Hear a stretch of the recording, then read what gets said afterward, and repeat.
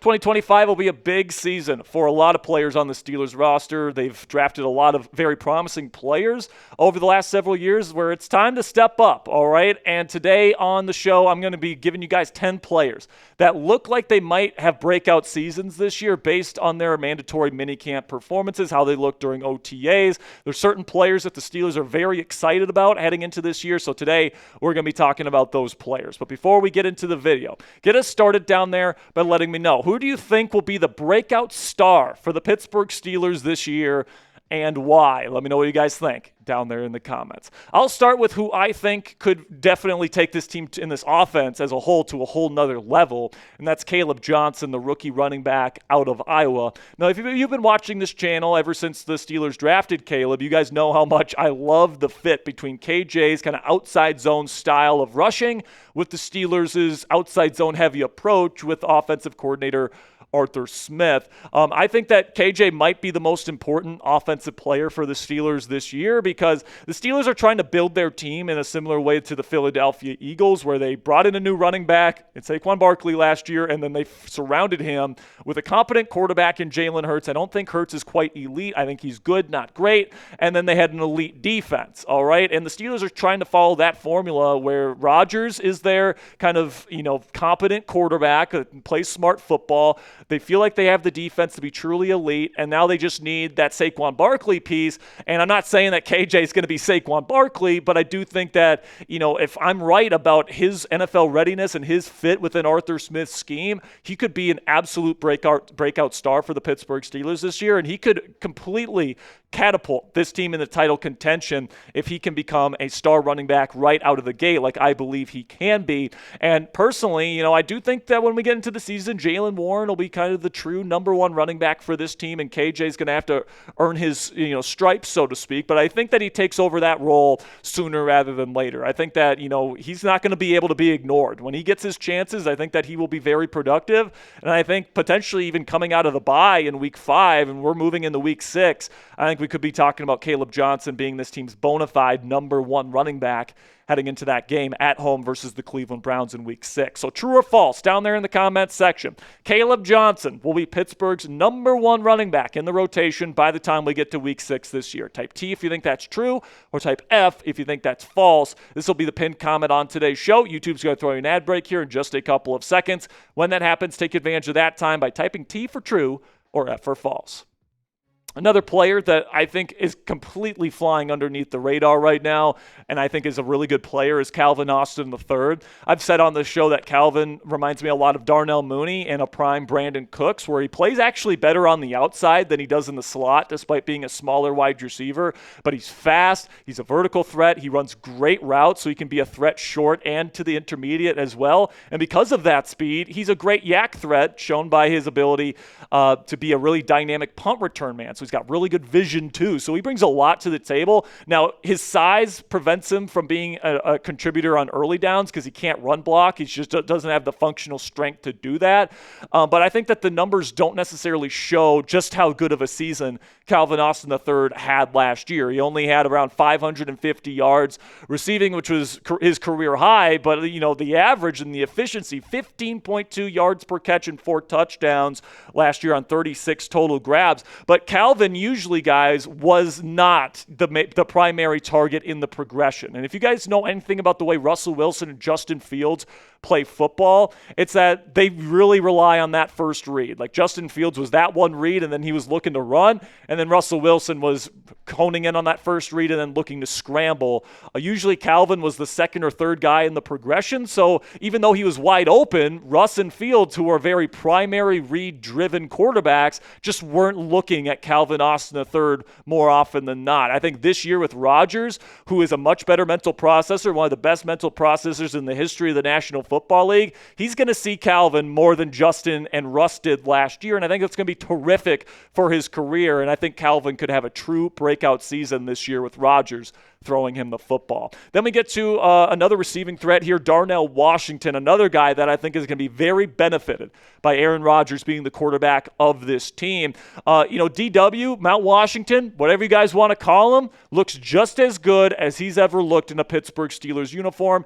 He will tell you as much. He says that he feels as good as he has ever looked as a Pittsburgh Steeler, and he feels as good as he's ever felt wearing the black and gold because he's lost 15 pounds from where he was his previous 2 seasons, and he's moving around better. He understands the receiving element of the position more than he did coming out of Georgia.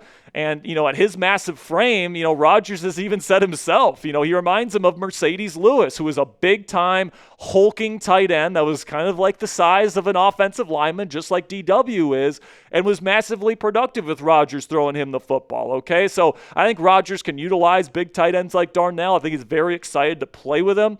And I think Washington might be in for the breakout that we've been waiting from him since he was drafted out of Georgia.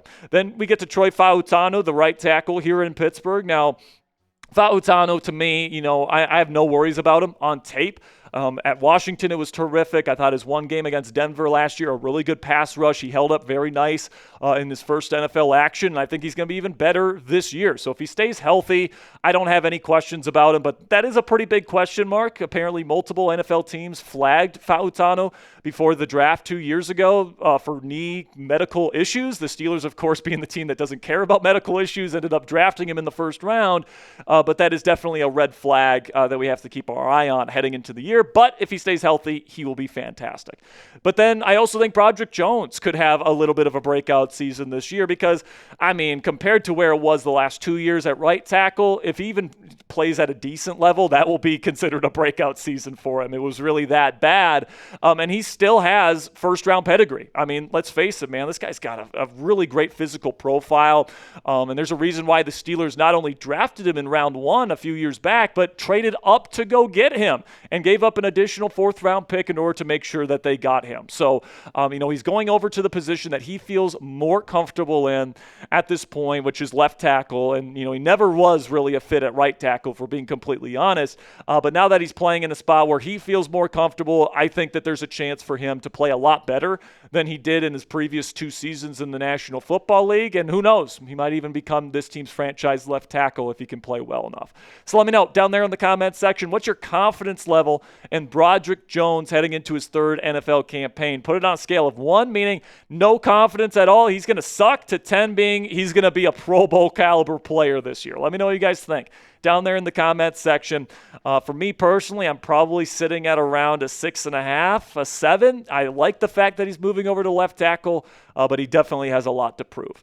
Then we get to Mason McCormick. And listen, man, I got 3 players on the offensive line on this list because they all have a lot to prove, and they're unproven players, but they are all very talented. All right, Mason McCormick, I had a day 2 grade on coming out of South Dakota State. They end up getting him for a day 3 pick 2 drafts ago, and I thought it was an absolute steal, and I still believe that. I think McCormick showed some really good things on film last year despite his inconsistency, but it's really tough going from that level of competition he faced in college and playing left guard to moving over to the right side when you're not really expecting to play. Remember, the Steelers were expecting James Daniels to be their starting right guard for the entire season, and McCormick wasn't even supposed to play last year.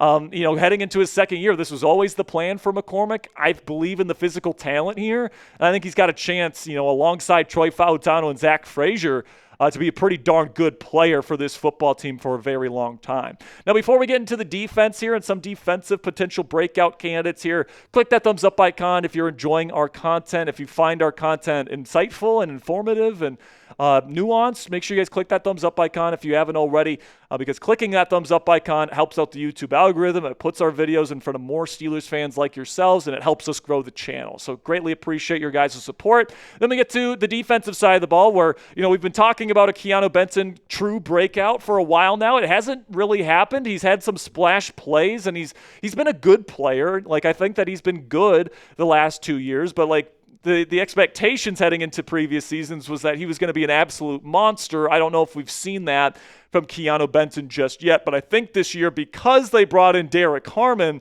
from Oregon, I think that that's going to allow Keanu to stay fresher and allow him to make more impact plays. And then also you get Derek Harmon's disruptive ability as a pass rusher. Very quick feet, very quick hands, very powerful player, can be a good run defender as well. I think with Keanu Benton, Cam Hayward, and Derek Harmon as a part of this defensive line rotation here, and not to mention the guys they have on the bench, Daniel Ekuale, Dean Lowry, Logan Lee, other players that are still here. Like, I think that this is going to be one of the better defensive line rotations in the National Football League this year. So let me know down there in the comment section, who's going to have the better season this year? Keanu Benton or the rookie, Derek Harmon? Type KB for Benton or DH for Derek Harmon. Let me know your thoughts down there in the comments. Then we get to Payton Wilson, interior linebacker who was in a rotational role last year. He was kind of the third linebacker in his rookie season. Now he's ready to take on his role as the number 2 inside linebacker and an every down player next to Patrick Queen.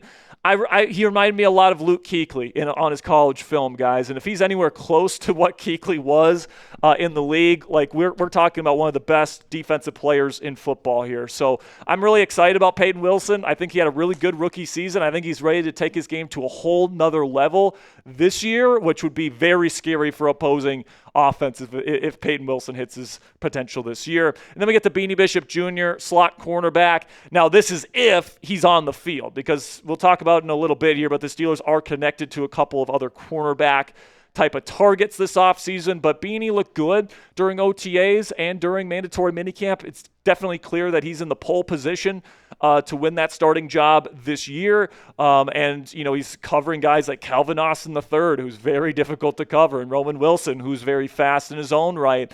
But Pittsburgh has been linked to Jair Alexander and Jalen Ramsey, and our favorite People's Insider, Ricky, says that he expects the Steelers to get at least one of these guys before the start of the season. So, we'll see what ends up happening. I'm definitely open-minded to the Steelers adding Ramsey or Alexander this offseason, but if they don't and they go with Beans this year, I'm definitely got an open mind for him having a stellar sophomore season with the black and gold as well. So predict it for me down there in the comments section. Will the Steelers make a move at cornerback before training camp begins for either Jair Alexander, Jalen Ramsey, or somebody else? Let me know, yes or no, down there in the comments section. And that'll be it for today's edition of Steelers Talk by Chat Sports. Today we covered 10 breakout candidates for the Pittsburgh Steelers after mandatory minicamp. We got more Steelers content like this every single day for you guys to enjoy for free on the Steelers Talk YouTube channel. So click that subscribe button below this video if you want more videos just like this one.